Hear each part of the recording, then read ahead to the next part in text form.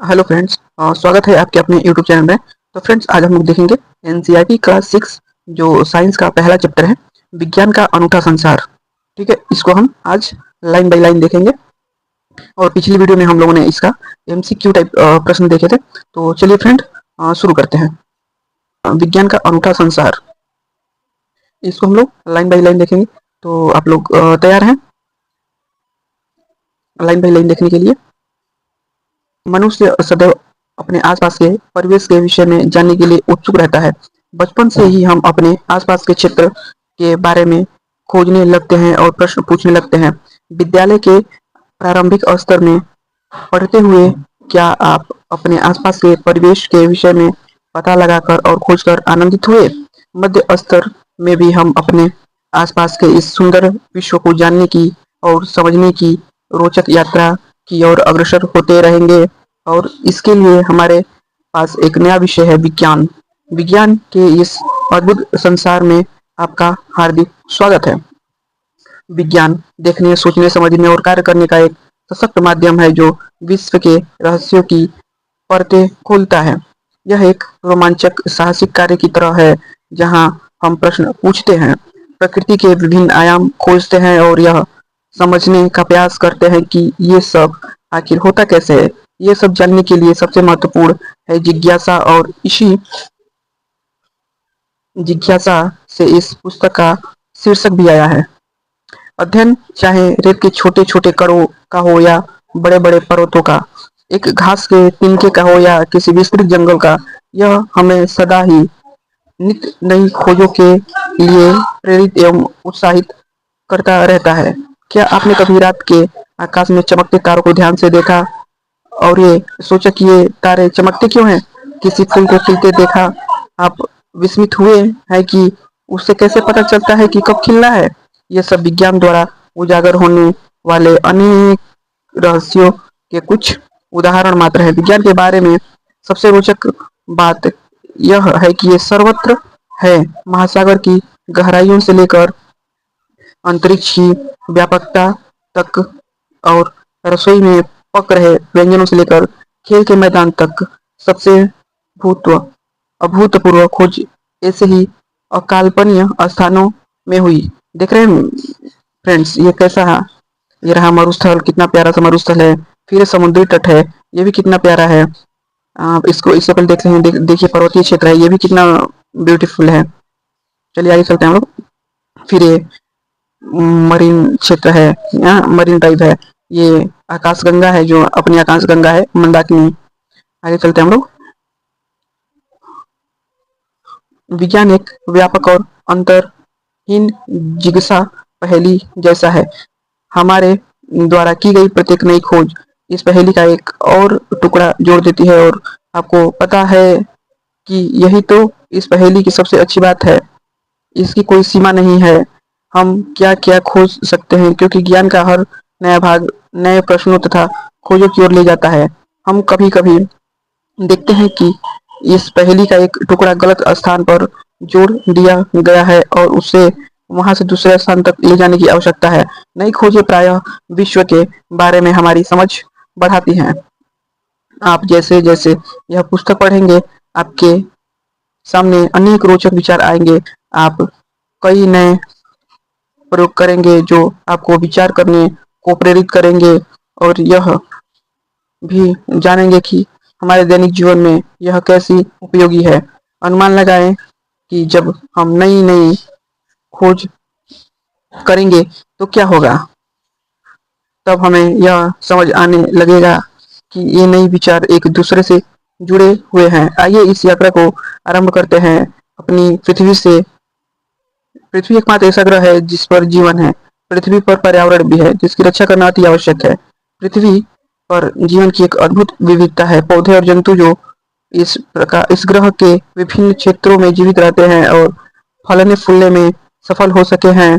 आपने किसी बीज को एक पौधे में और किसी इल्ली कैटरपिलर को एक सुंदर तितली में परिवर्तित होते देखा होगा, तथा ऐसे अनेक अवलोकन किए होंगे।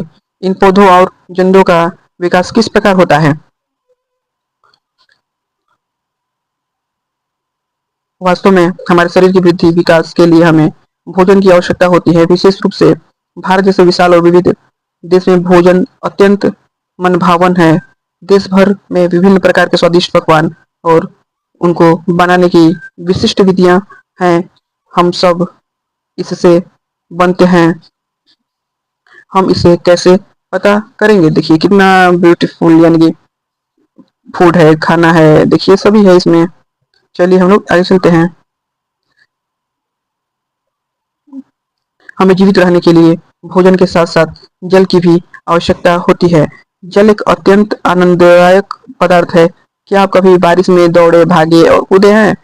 क्या आपने कभी सोचा है कि बारिश क्यों और कैसे होती है? क्या आपने ध्यान दिया कि जल ठंडा करने पर बर्फ बन जाता है और गर्म करने पर उबलने लगता है? क्या आपको कभी गर्मी में ठंडा जल पीने तथा सर्दियों में गर्म जल से नहाने में आनंद आता है? हम गर्म और ठंडे को कैसे समझते हैं? चाहे वह जल हो या ज्वार से तपते हमारे शरीर का तापमान, कोई वस्तु कितनी गर्म है, यह ज्ञात करना महत्वपूर्ण है। और फिर हमारे आसपास अनेक प्रकार की वस्तुएं हैं जिस कागज पर हम लिखते हैं। धातु की चाबी, प्लास्टिक का पैमाना, हमारे बॉक्स में मिटाने वाला रबर, बॉक्स को बंद रखने वाला चुंबक, हमारे पहनने के कपड़े, दूध पीने वाला प्याला और बहुत सी अन्य वस्तुएं, ये सब किससे बनी होती हैं? क्या ये विभिन्न पदार्थों से बनी हैं? हम विभिन्न पदार्थों को एक दूसरे से कैसे पृथक करते हैं? यह देखिए कितना ब्यूटीफुल फिगर है। आगे चलते हैं। इस पुस्तक की यात्रा में हम जैसे जैसे आगे बढ़ेंगे वैसे वैसे इस पृथ्वी पर विद्यमान प्रत्येक वस्तु के बारे में प्रश्नों की एक अंतरहीन सी सूची बनती जाएगी। किंतु प्रश्नों की यह सीमा केवल पृथ्वी के लिए ही नहीं हो, हम उससे परे पूर्व चंद्रमा और आकाश में चमचमाते वाले लाखों तारों पर भी प्रश्न पूछ सकेंगे। चाहे आपको किसी पत्ती की संरचना के बारे में जानना हो, या यह कि वस्तुएं कैसे गति करती हैं, या यह कि मूंगफली के छिलके कैसे अलग करते हैं, यह पुस्तक का प्रत्येक अध्ययन आपकी जानने की इच्छा को जागृत करेगा ही संभवतः आपके मन में अनेक प्रश्नों को भी पैदा करेगा। चाहे आपने ध्यान न दिया हो, फिर भी आप अनेक प्रश्नों के उत्तर अब तक ढूंढते रहे होंगे। मान लीजिए कि आपकी कलम लिखना बंद कर दे, तब क्या करेंगे? आप शायद अपने आप से यह प्रश्न पूछेंगे, मेरी कलम ने लिखना क्यों बंद कर दिया? आप यह अनुमान लगाएंगे कि कलम में स्याही समाप्त हो गई होगी। इस अनुमान का परिणाम कलम खोलकर और रिफिल की सही जांच कर करेंगे। यदि वह खाली है तो आप जान जाएंगे कि आपका अनुमान सही था। परंतु मान लीजिए कि आप देखते हैं कि स्याही समाप्त नहीं हुई है, तब आप क्या करेंगे? आप एक और अनुमान लगाएंगे कि संभवतः स्याही सूख गई होगी। इसकी जांच करने के लिए कि यह अनुमान सही है नहीं, अब आप कुछ और करने का प्रयास करेंगे संभवतः। वास्तव में विज्ञान ऐसे ही कार्य करता है। आपके यह जानने का प्रयास ही आपकी कलम ने लिखना क्यों बंद कर दिया वैज्ञानिक विधि का एक उदाहरण है। चलिए साथियों आगे चलते हैं। क्रियाकलाप 1.1, आइए सोचें और लिखें। एक ऐसी ही अन्य समस्या के बारे में लिखें जिसे आपने हल करने का प्रयास किया हो। आपने इन चरणों का पालन किया। विज्ञान केवल तथ्यों एवं आंकड़ों को याद करना तथा केवल प्रयोग करना नहीं है। विज्ञान चरण दर चरण प्रक्रिया का पालन करते हुए हमारे प्रश्नों के उत्तर ढूंढने में सहायक होता है। वे कौन से चरण हैं जिसका हम अनुपालन करते हैं? आगे चलते हैं। तो सबसे पहले जो हमें रुचिकर लगता है या जिसे हम समझ नहीं पाते, हम उसका अवलोकन करते हैं। दूसरा, यह हमें अचंभित करता है और शायद हम उसके बारे में एक प्रश्न सोचते हैं। इसके बाद हम उन प्रश्न के संभावित उत्तर का अनुमान लगाते हैं। तीसरा, इस अनुमान का हम प्रयोगों और अधिक अवलोकनों द्वारा सत्यापन करते हैं। इसके बाद हम परिणामों का विश्लेषण करने का प्रयास यह देखने के लिए करते हैं कि क्या इससे वास्तव में हमारे प्रश्न का उत्तर प्राप्त हुआ या नहीं।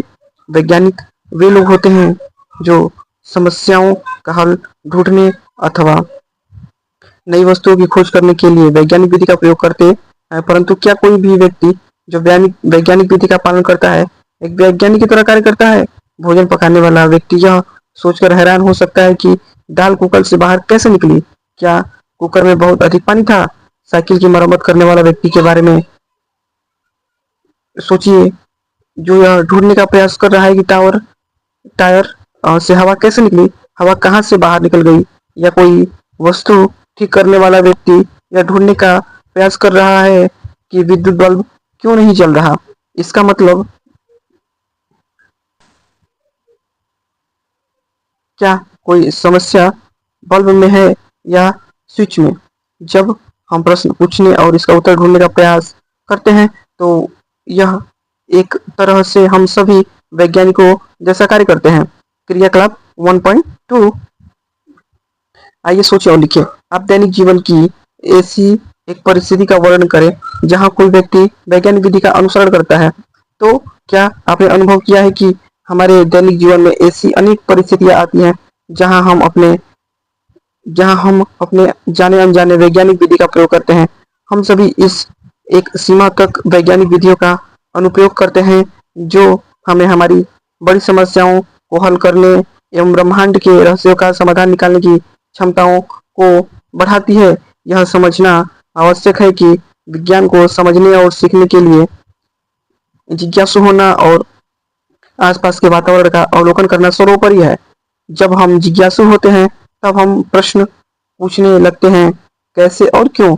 स्मरण रखिए कि यह संसार वस्तुओं का एक भंडार है और हम नहीं जानते कि और भी कितनी ही वस्तुएं हैं जिन्हें खोजना अभी शेष है। क्रियाकलाप 1.3, चलते हैं, देखते हैं। आइए विचार करें और लिखें। यदि आपने किसी वस्तु या घटना के बारे में प्रश्न पूछना है कि यह क्यों होती है, तो इसके बारे में क्या पूछेंगे। दूसरा है, आप अपने प्रश्न का उत्तर किस प्रकार खोजेंगे, यह लिखने का प्रयास कीजिए। वैज्ञानिक खोजें अकेले कम ही होती हैं। दुनिया भर के वैज्ञानिक प्राय एक दूसरे के साथ बड़े बड़े समूहों में कार्य करते हैं। इसलिए यदि आप स्वयं उत्तर नहीं ढूंढ पाते हैं तो अपने मित्रों से निसंकोच सहायता मांगिए। साथ मिलकर खोजना सदैव अधिक आनंदमय होता है। संभवतः आप अपने सभी प्रश्नों के उत्तर कक्षाओं में नहीं मिलेंगे। चिंता न करें, आप विज्ञान की यात्रा पर निकल पड़े हैं अगले 5 वर्षों के लिए या उससे भी आगे। जिस प्रकार बच्चे बारिश का आनंद लेते हैं उसी प्रकार विज्ञान भी एक आनंदमय खोज जैसा होता है।